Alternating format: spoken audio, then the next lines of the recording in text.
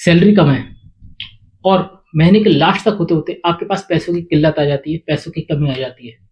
क्या आपको भी ऐसा लगता है कि कम सैलरी की वजह से मैं अपनी सेविंग ही नहीं कर पाता?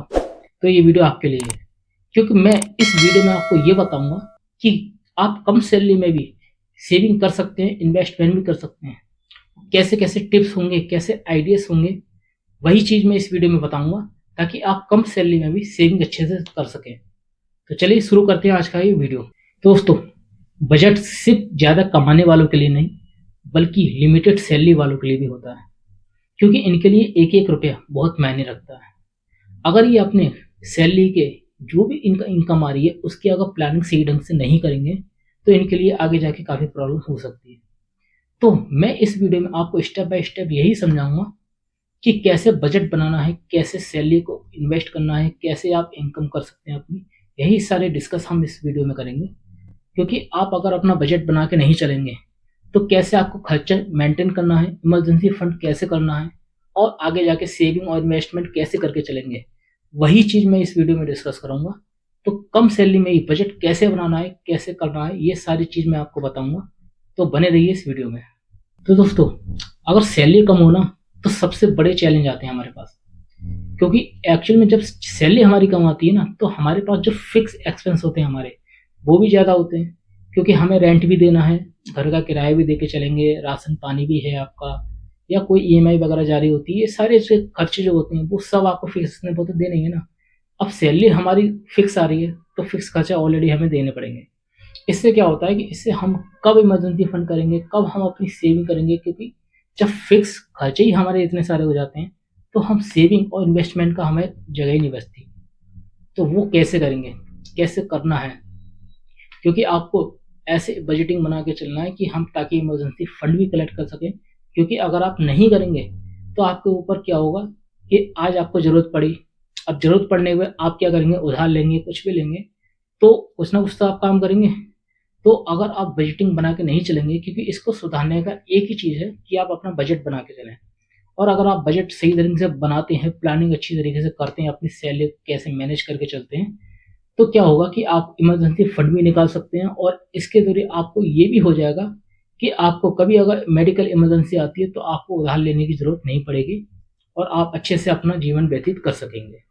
दोस्तों, चलिए अब जानते हैं कि स्टेप बाय स्टेप तरीके क्या अपनाएं ताकि हम कर सकें ये काम, कि सेविंग हमको कैसे करना है, कैसे नहीं करना है।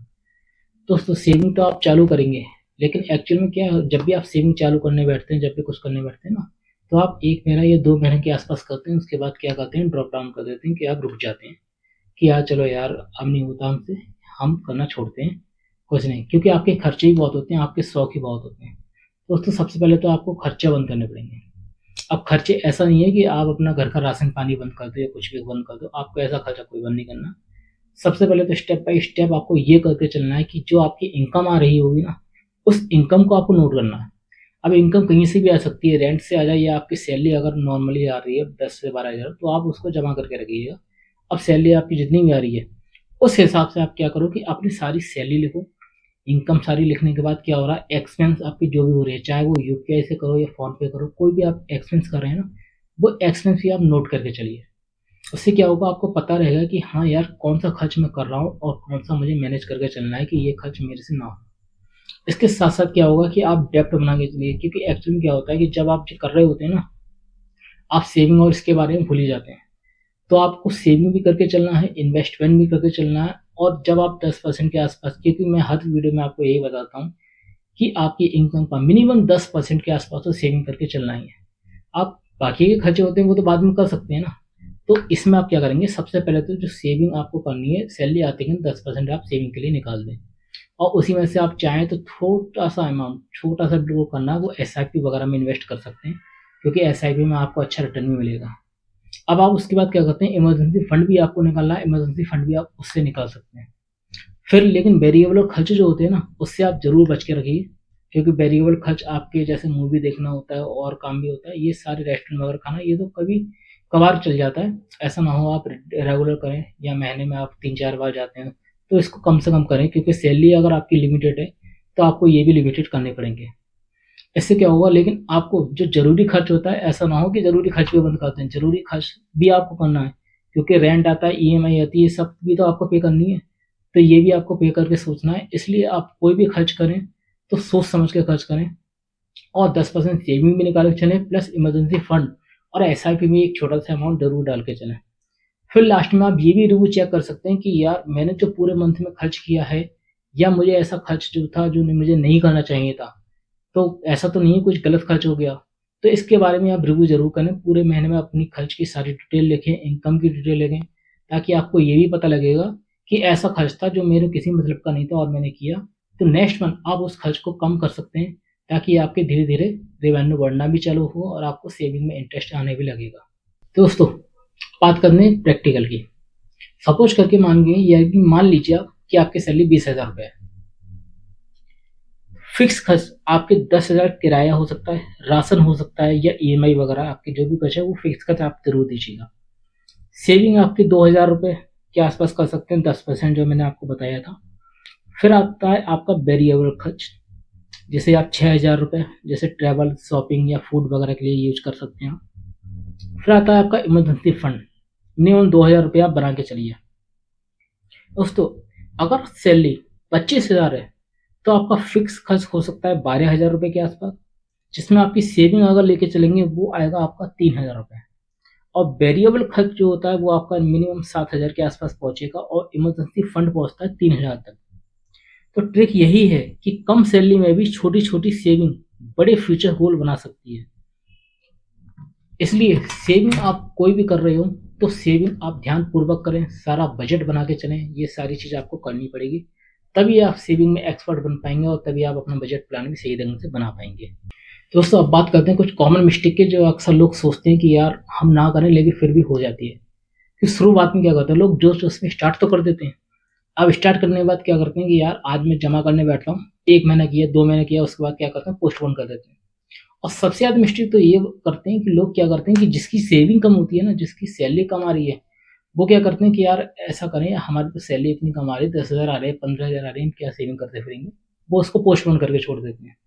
यही चीज़। और उसके बाद क्या होता है कि जो खर्चे आ रहे हैं हमारे, कॉफ़ी पीना, ऐप्स वगैरह में यूज़ करते हैं लोग, नेटफ्लिक्स ज़्यादा देखने लगते हैं, उन चीज़ों में ज़्यादातर आप क्या फालतू खर्च जो वेरिएबल खर्च कर जो चले ना, ये खर्चे भी आप ज़्यादातर करते हैं। तो उन चीज़ों की रुकावट आपको करनी पड़ेगी।